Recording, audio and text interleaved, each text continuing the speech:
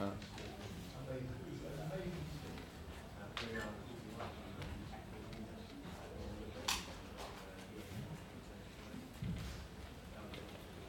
What do you guys Okay, great one. Neil, down in front. Obviously, a big win for you tonight in co-main event in what has been an incredible night in Liverpool. Talk to me, when the offer came in to fight Craig, 12 days out, did you have to think at all about accepting that given the short notice?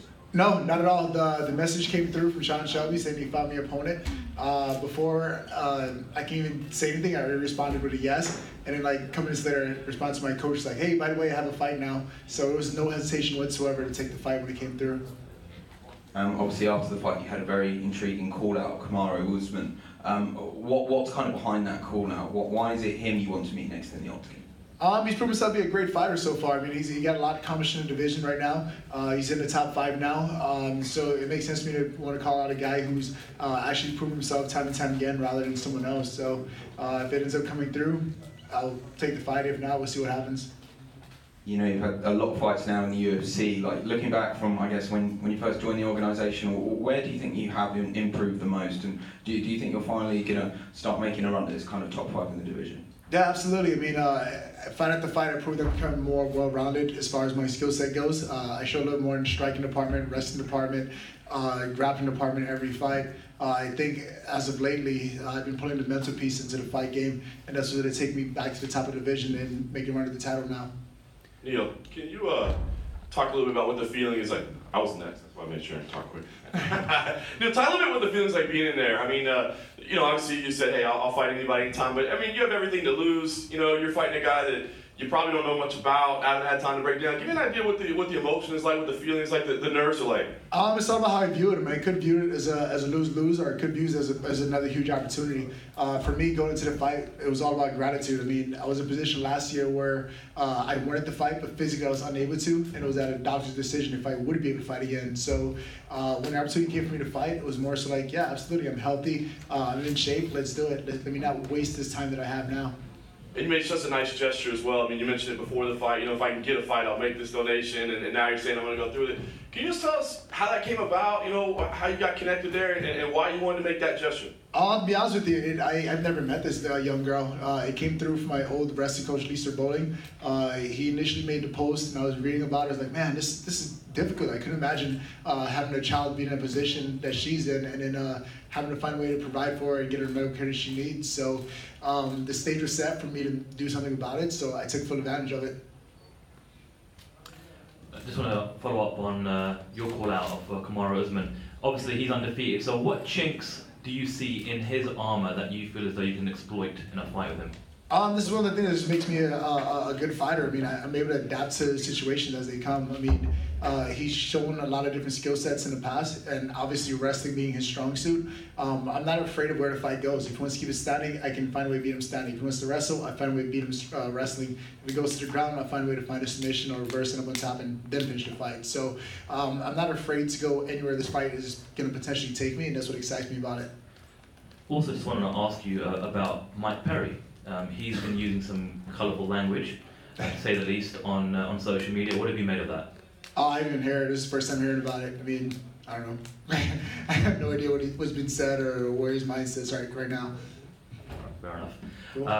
And just finally for me, being here in Liverpool, you know, fighting here in Europe, did you like it? Would you like to do it some more in the future? Yeah, absolutely. It's been a great experience for me. I mean, in addition to fighting and doing something I love, I mean, one of the things that adds to the journey for me is the place I get to go and the people I get to meet. And fighting here in Liverpool just adds to that experience. I mean, the fans here were great from the open workout to the live weigh-in to the actual fight. The fans here were amazing. So if I get an opportunity to fight in the UK again, I'd love to take the opportunity to come back. So obviously a big win for Darren Till as well in the main event. He, considering who he beat, he may very well have jumped you in the rankings. Is that a fight that would be interesting for you? Absolutely. I mean, I think I've shown at this point that who I fight is not really a matter to me. When Sean Shelby called and said, hey Neil, I have a fight for you, the answer is usually yes. I mean, unless I'm injured, the answer is always going to be yes. So if that ends up being the fight that comes through for me, I'll gladly take it, whether it's here, whether it's in the US, wherever it may be. It's just up to Sean Shelby to see what he says. And did you have a chance to see the fight? And if so, what did you think of it? Yeah, it was a great fight. I was pretty impressed with it. For him to go out there and outstrike one of the best strikers that this division I've ever seen so far, I think it was a pretty impressive statement on his end. So I was impressed with it. He did a great job tonight. And just to touch up on the Kamaru Usman thing as well, what did you think of his fight with Maya? That's hard to say. I mean, I fought Maya in the past, and I got a little too aggressive against Maya. I couldn't play as patient as he has, and we saw how my fight against Maya went. So I can't critique the guy too much for fighting Maya the way he did. He did exactly what he needed to get the win. Thank you. There's an expression out there that nice guys always finish last, and are you the exception to that rule? Because everything you've done since arriving here goes to the nice guy image without question, even when you're in the cage.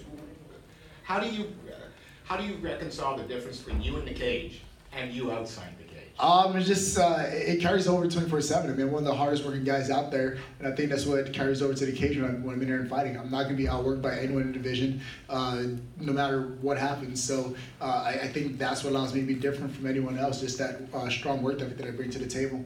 And you don't talk a lot of trash. You've never talked trash. Again, do you feel that just being you is enough for the public in terms of making you a star? Do you feel like being honest and being you is the key to your success? Yeah, absolutely. I mean, at the end of the day, this is my 19th UFC appearance tonight. So even though I might not be as vocal as some of these other guys, to make 19 walks down to the UFC octagon, you have to be doing something right to do that. So I'll continue to do it my way, continue to slowly climb to the top, and just knock them out as they come, knock them down as they come. Thank you.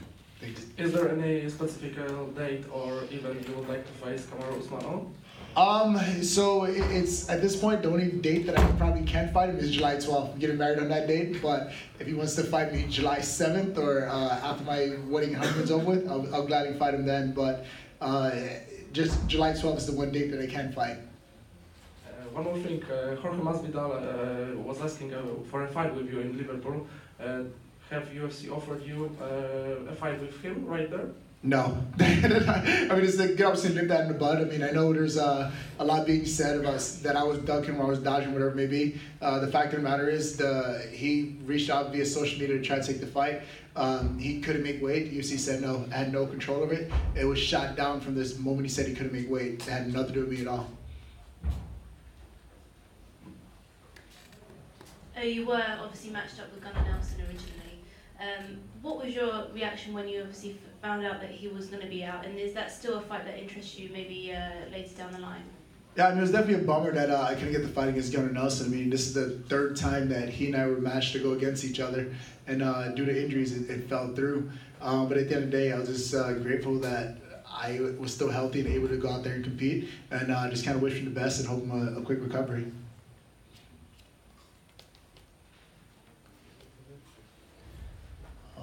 Done. Going once, going twice. Okay, any other questions? Cool. Awesome. Thank you guys.